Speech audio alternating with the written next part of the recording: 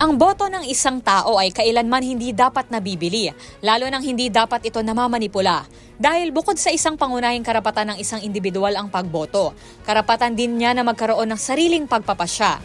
Kaya naman, sa panahon ng campaign period, bawal nang magbigay ng donasyon ang mga kandidato, cash man o in-kind.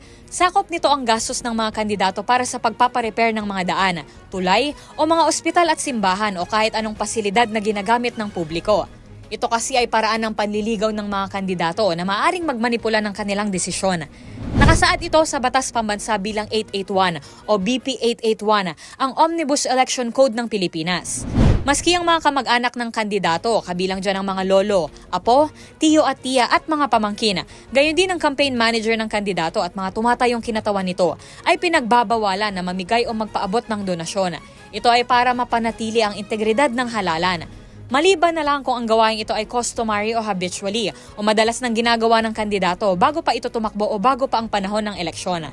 Ang sino mang mahuhuli ng COMELEC o maire-report na gumagawa pa rin ito ay maaaring maharap sa parusa na nakaayon sa Section 264 ng naturang batas.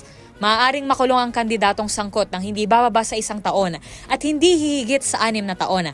Maaari rin itong tanggalan ng kakayanang kumandidato pa at hindi rin makakaboto sa mga susunod na halalan. Kung isa namang political party ang lumabag ay maaari itong pagbayarin ng multang hindi bababa sa 10,000 piso.